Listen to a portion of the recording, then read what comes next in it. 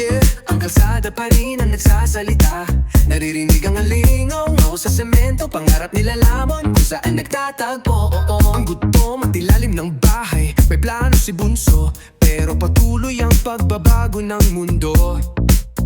Iniiwasan ang mga bala, parang buhay niya'y nasa Matrix. Si mama nasa hagdan, lumuluhat, nagdarasal sa Panginoon. Si papa'y lumisan, iniwan lang ang sulat sa pintuan. Sinabing babalik sa isang linggo, pero ang linggo'y naging digmaan. Ngayon ang pangalan niya nasa mural, kandilang natunaw sa sahig. Ito ang Bronx, kung saan di natutulog ang gabi. Mga sirena'y umaawit, panalangin sa kalye, gubat ng semento, kailangang magsikap para may makain. Walang libreng biyaya, dugo't pawis ang puhunan.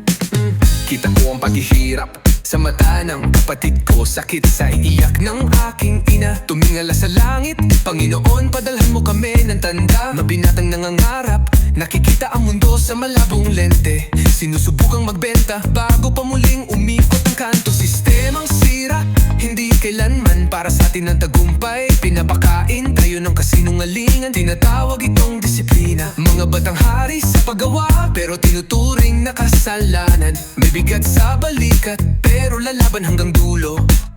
Ito ang Bronx, kung saan di natutulog ang gabi. Mga sirena'y umaawit, panalangin sa kalye, gubat ng semento, kailangang magsikap para may makain. Walang libreng biyaya, dugo't pawis ang puhunan. Graffiti sa tren, kasaysayan sa pader. Bawat bitak sa semento, may kwentong bumabalik. Mula sa mga cipher sa parke, hanggang sa alamat sa korte. Ipinanganak tayo sa laban, pero dala natin ang lakas. Ngayon, hayaan mo sabihin ko ang pagmamahal sa gitna ng apoy. Kung saan ang mga inay bumabangon, nagpapalaki ng harit, mandirigma.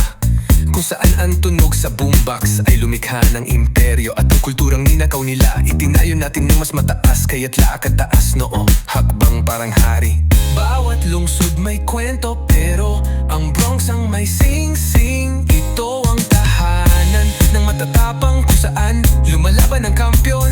Mula sa kanto hanggang sa mundo, maririnig pa rin ang kanta ng lungsod. Ito ang Bronx, kung saan di natutulog ang gabi. Mga sirena'y umaawit, panalangin sa kalye, gubat ng semento, kailangang magsikap para may makain. Walang libreng biyaya, dugo pawis ang puhunan. Ito ang Bronx,